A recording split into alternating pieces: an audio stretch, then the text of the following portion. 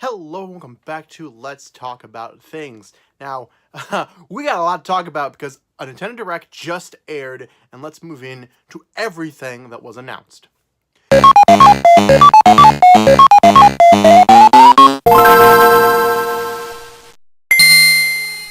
So we start off with the Smash Bros. Direct, and we get the confirmation that Ken Masters from Street Fighter and Incineroar from Pokemon Sun and Moon and Ultra Sun and Moon are confirmed to be our final two fighters for Super Smash Bros. Ultimate.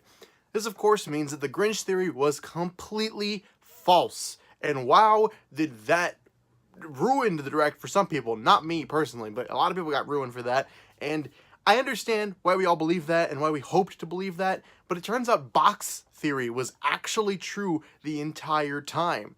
And I think, again, it makes sense that we looked at box theory and went, I don't want this to be true because there was only two characters left. But Grinch Leak gave us so many new options that we all prioritized the Grinch Leak. At least Team Real people did. And like I said, I was wavering on that, but this isn't about the Grinch League. We've talked about that way too much and enough already. So, yes, Grinch League is dead. Box theory was true, and wow. So, on to Ken and Incineroar. Ken, of course, is an Echo Fighter of Ryu. He has a couple of changes. He looks fun. I don't play Ryu personally a whole lot, so I probably won't be getting a whole lot out of Ken. But my friend Bruno does play Ken on Street Fighter V, and shoutouts to him. I'll put his Twitch thing here because he streams Street Fighter sometimes. If you want to go watch him, come in the description. Go look at his thing if you want. I don't know. Cheap plug for my friend. But yeah, I'm sure he's super happy about Ken. And Incineroar, wow. I can't believe it. All this time talking about this, and it's just true. It's just he's here. And is it just me, or does he look a little strange? Just a little bit. Just a little too. The fur looks too real because Incineroar in the games obviously looks smooth, but like that fur texture kind of makes him look a little weird, but I love him. He's animatic, he's crazy, he's just this pro wrestler who just like doesn't care. And I had talked some, junk on Incineroar before because I was like Team Decidueye and Team Lycanroc.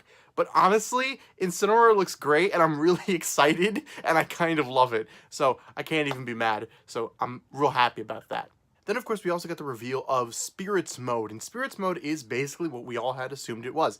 It's this adventure mode type thing where you go on and you fight a bunch of spirit characters and fighters who are powered up by spirits. Now, spirits are the replacement for trophies in this game. They're more like the stickers from past games, so they're two-dimensional, they're just flat, they're not 3D trophies, they're not like that kind of a thing, which, if I'm going to be honest, is a bit of a bummer. You know what I mean? I loved the trophies, but I understand why they were cut. Like Sakurai said in the thing, they're a lot of work, and I get why they don't want to make all those again, so I understand. I completely get it. But yes, we're moving back to basically stickers with that power up your fighter. You have like a main spirit slot that'll power you up, and then like 3 support slots, and some characters will take up 2, some characters will take up 3, so on and so forth.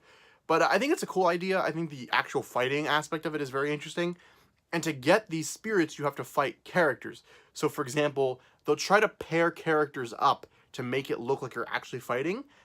So they gave of the example of, to get the Lakitu spirit, you have to fight Iggy and 3 tiny Bowsers. So Iggy's like Lakitu, and 3 Bowsers are like the Spinies. So I thought that was a cute idea. I think it's fun. I think it's a good way to incorporate characters that didn't make it in. And I just like it overall. I'm a fan. Like I said, I'll miss trophies, but I get why they were cut, and I understand, and I think this is a good way to move forward. We also get a bunch of stuff like online revealed and a couple of other things. Now, I don't really play online myself too much. I do think what they've announced is cool, and I'll link in the description a video to Game Explain where they will show off the whole clip in the Direct if you want to watch that, because I'm not going to go into too much detail because, like I said, online fighting really isn't my thing with Smash Brothers. I'm sure I'll do more of it with this game just because of how it is and because I'm paying for Nintendo Online, but, it's just not my cup of tea. And then we got the reveal of the big mode, the adventure mode, what it really is. And that is Super Smash Bros. Ultimate World of Light. And it is this crazy, I think it is the same adventure mode from Spirits Mode. I think that's all it is. I don't know if Spirits Battle Mode is one thing and then World of Light is a separate thing. But basically what it is that I'm assuming it was Master Core.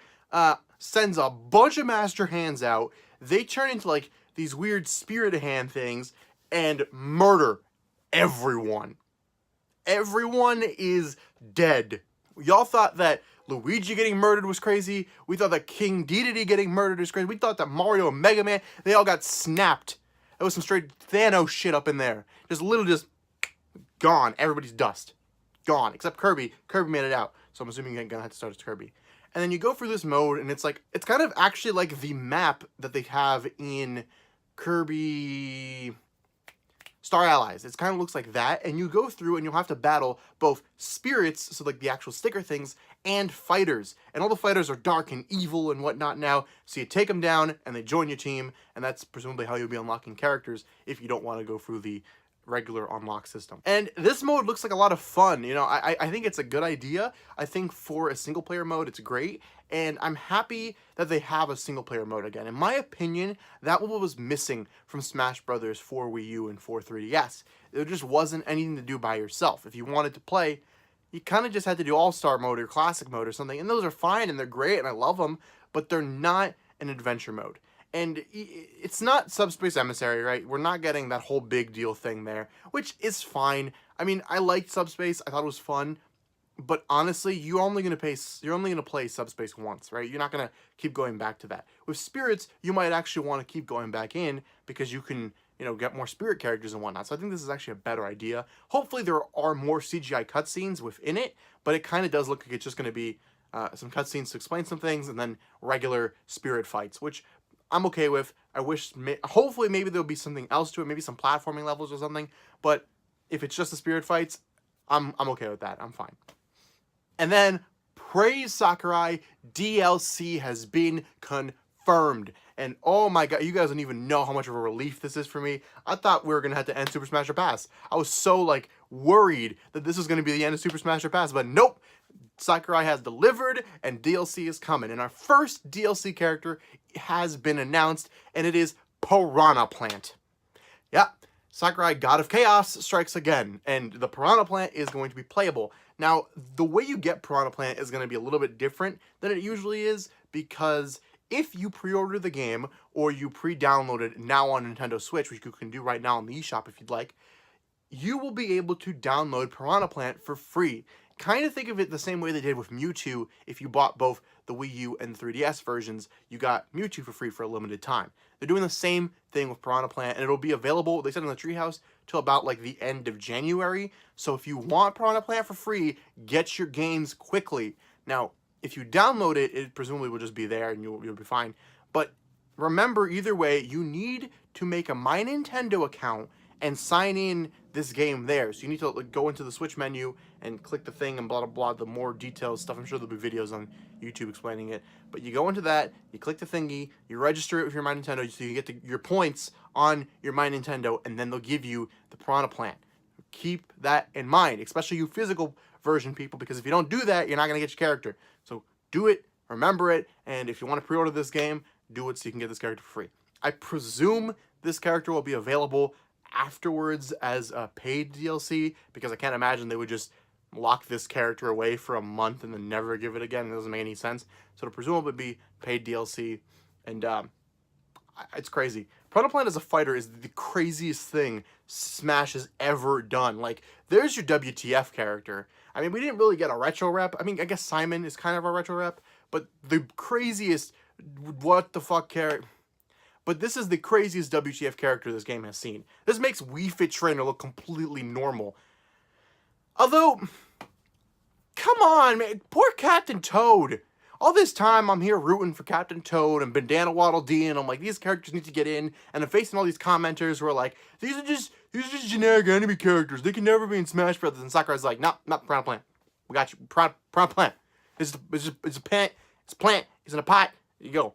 That's your new fighter. So anyone who's ever told me, oh, Bandana Waddle Dee, and all these arguments I got in because of Bandana Waddle Dee and Captain Toad, y'all need to go, you owe me I want an apology in the comments. If you ever commented on a Super Smash Bros. Episode and was like, this character can't be a thing because he's too generic and blah, blah, blah, apologize. Piranha Plant is a thing. Now, yes, Bandana Waddle Dee and Captain Toad didn't get in, but, you know, that's besides the point. And honestly, I feel almost bad for people who wanted other characters, because like I really wanted Captain Toad, or people who wanted Waluigi, because especially people who wanted Geno, because boy is Piranha Plant a slap in the face to that. That is just ooh, oh my.